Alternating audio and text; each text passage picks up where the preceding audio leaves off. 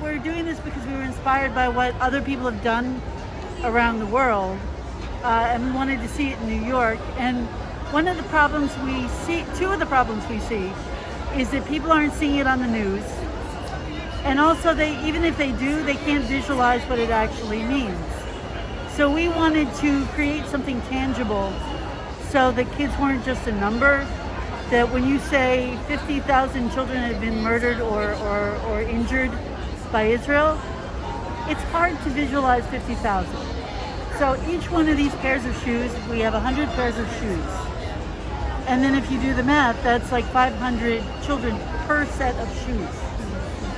And we also have the banner, which is unfortunately across the street, where we show the icon of what 100 kids would look like versus 50,000. People need to be able to relate, and we're trying to give them something so that they can understand the scope of the horror that we're dealing with. So it was something that we talked about for a long time with various autonomous groups, and we started doing it just last week at St. Pat's. Oh, that was the first time? Oh, that was the wonderful. First time. Yeah. This is the second time, which of course has been complicated by the Puerto Rican Day Parade. And we are looking to go other places too. Important point, when all this is over, and hopefully it is over immediately, but when this is all over, we'll donate the shoes to needy families. Oh, good. So that it can continue to do good. Great. Okay.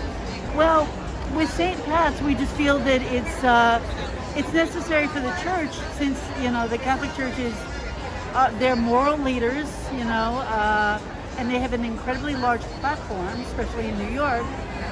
We wanted to make sure that they speak up, so we had to put this right in front of them the way that we're doing now.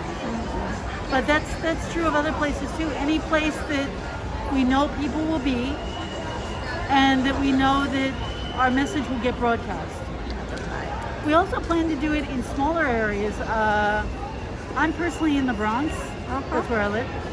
We'll do it in the Bronx too, in other boroughs, because not everything is Manhattan. Wherever there are people, we want to be. How do you feel the reaction from the people so far? I think it's mixed. I think the people that we're reaching, it's good. We've had a few people where it's very disheartening when they just walk by, and I'm Jewish, and it strikes me as this must be how some people were while the Holocaust was happening. They're like, oh well, it doesn't concern me, I'm just going to go about my way. And that's what we have to drive home.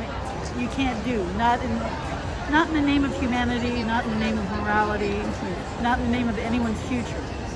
We have had one or two people who reacted hostilely, which really staggers my mind, because we're looking at baby shoes, we're looking at children who have been hurt.